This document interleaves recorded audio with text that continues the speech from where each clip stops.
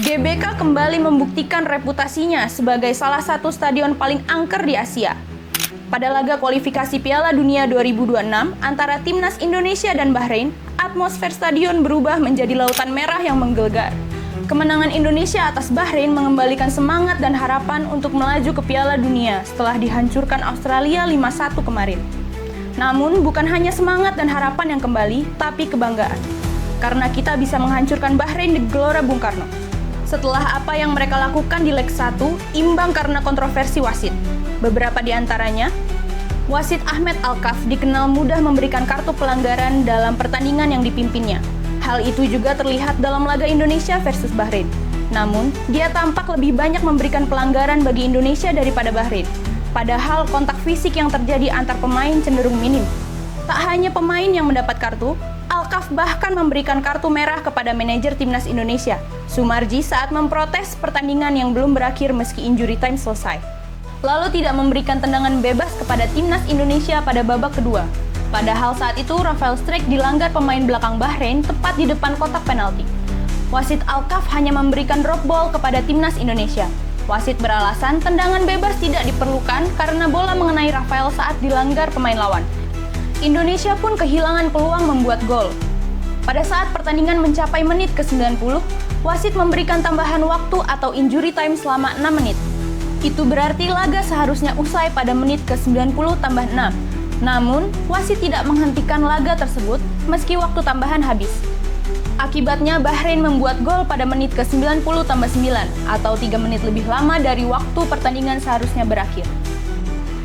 Wasit juga tidak melakukan pengecekan VAR untuk memastikan gol terakhir yang dibuat Muhammad Marhun sah atau tidak. Pengecekan diperlukan karena penyerang nomor 9 Bahrain, Hussein Abdul Karim, tampak mengalami offside sebelum Muhammad Marhun menerima bola. Namun di leg 2, ketika kita menjamu Bahrain di Gelora Bung Karno, dengan 80.000 nyawa, satu suara, satu tekad, bersatu dalam satu semangat, menciptakan atmosfer yang menggertakkan jiwa, hingga akhirnya Bahrain bisa kita gulung dengan skor 1-0. Chan menggema, genderang perang ditabuh, dan tribun bergerak dalam satu irama. Sebuah pemandangan yang menegaskan bahwa ini bukan sekedar pertandingan sepak bola. Ini adalah perang harga diri. GBK bukan sekedar stadion malam itu. Ia menjelma menjadi arena pertempuran di mana Garuda bertarung dengan dukungan penuh dari rakyatnya. Namun bukan hanya suara gemuruh yang mengguncang malam itu. Sebuah koreografi megah bertuliskan "Show Your Dignity" berkibar di tribun. Bukan sekedar kata-kata, melainkan sebuah panggilan bagi para pemain untuk bertarung dengan kebanggaan. Dan mereka menjawabnya, Garuda tampil penuh semangat, bertarung dengan keberanian, dan membuktikan bahwa mereka layak diperhitungkan di panggung dunia. Tapi, ada pemandangan yang mencengangkan terlihat di sisi lain tribun, yaitu ada sebanyak 3.000 bangku kosong. Sebenarnya, ribuan bangku itu disediakan untuk para pendukung Bahrain. Ternyata, supporter Bahrain memilih absen, bukan karena masalah teknis, melainkan karena mereka takut menghadapi gelombang kemarahan pendukung Indonesia. Ingatan tentang kecurangan Bahrain di pertemuan sebelumnya masih membekas di hati masyarakat Indonesia. Kini, GBK menjadi ajang pembalasan, bukan dengan kekerasan, tetapi dengan semangat dan permainan yang luar biasa. Sejak menit pertama, Indonesia langsung mengambil inisiatif serangan. Dengan tempo tinggi dan pressing ketat, Garuda mengurung Bahrain di area pertahanannya sendiri.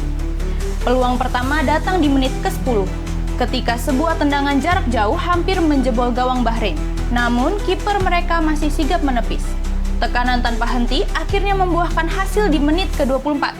Sebuah umpan silang dari sisi kanan disambar dengan sundulan keras yang tak mampu dibendung kiper Bahrain. Di menit ke-14, Tom Haye hampir mencetak gol melalui tendangan bebas dari sudut sempit. Namun, kiper Bahrain berhasil menepis bola. Pada menit ke-23, Ali Madan dari Bahrain melepaskan tembakan mendatar dari jarak jauh. Tetapi, bola melebar dari gawang Indonesia. Lalu pada menit ke-24, gol untuk Indonesia. Ole Romeni memanfaatkan umpan silang dari Marcelino Ferdinand dan berhasil mencetak gol yang membawa Indonesia unggul 1-0. Setelah gol ini, Indonesia semakin percaya diri, sementara Bahrain semakin tertekan. Hingga akhir babak pertama, mereka hanya bisa bertahan tanpa mampu membangun serangan berbahaya. Setiap kali pemain Bahrain menguasai bola, siulan dan teriakan dari tribun membuat mereka gugup. Operan mereka sering meleset dan komunikasi mereka terlihat kacau. Sebaliknya, Indonesia tampil agresif dengan umpan-umpan cepat dan pergerakan lincah. Bahrain tampak semakin kehilangan semangat. Operan mereka sering meleset. Pemain mereka tampak frustasi dan mereka bahkan mulai kehilangan fokus dalam bertahan. Di babak kedua, meskipun Bahrain meningkatkan intensitas serangan untuk mengejar ketertinggalan, tidak ada peluang signifikan yang berhasil dikonversi menjadi gol oleh kedua tim. Pertahanan solid dari Indonesia mampu meredam serangan-serangan Bahrain hingga akhir pertandingan. Ketika wasit meniup peluit panjang, supporter Indonesia merayakan kemenangan dengan penuh kebanggaan. Indonesia tidak hanya menang di skor, tetapi juga menang dalam mental dan atmosfer. Seusai laga, supporter timnas Indonesia tak bisa menyembunyikan kebanggaannya. Di berbagai media sosial, nama Patrick Kluivert langsung menjadi trending topik. Karena banyak supporter yang menganggap kemenangan ini sebagai bukti bahwa ia layak menahkodai Garuda. Sebelumnya, banyak yang mengkritik keputusan Kluivert karena mengandalkan Ridho ketimbang pemain lain yang dinilai lebih siap untuk laga sebesar ini. Namun, Kluivert menunjukkan bahwa keputusannya bukan sekedar coba-coba. Ridho tidak hanya bertahan dengan baik, tetapi juga beberapa kali ikut membantu membangun serangan dari belakang, sesuai dengan gaya bermain modern yang diinginkan oleh Kluivert. Dengan performa apiknya malam ini, Rizky Ridho telah membungkam kritik dan membuktikan bahwa dia memang pantas berada di tim utama. Ada lagi mengenai formasi 3 back yang sempat menjadi perdebatan di kalangan supporter, mengandalkan Rizky Ridho, Jai Itzes, dan Justin Hubner di lini belakang. Indonesia justru tampil lebih solid dibanding laga-laga sebelumnya. Kunci keberhasilan formasi ini adalah koordinasi yang lebih baik, distribusi bola yang rapi, dan keberanian ketiga bek untuk tetap tenang di bawah tekanan. Setelah kemenangan spektakuler timnas Indonesia atas Bahrain, muncul perdebatan di kalangan supporter.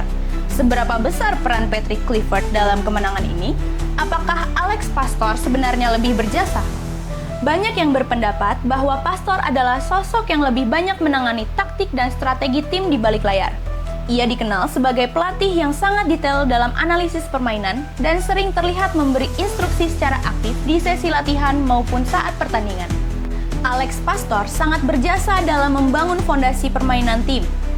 Tetapi Patrick Kluivert membawa pengalaman, mentalitas pemenang, dan keberanian mengambil keputusan.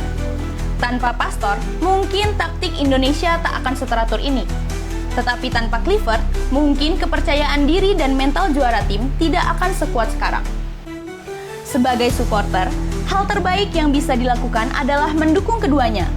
Karena yang terpenting bukan siapa yang lebih berjasa, tapi bagaimana mereka bersama-sama membawa Garuda terbang lebih tinggi.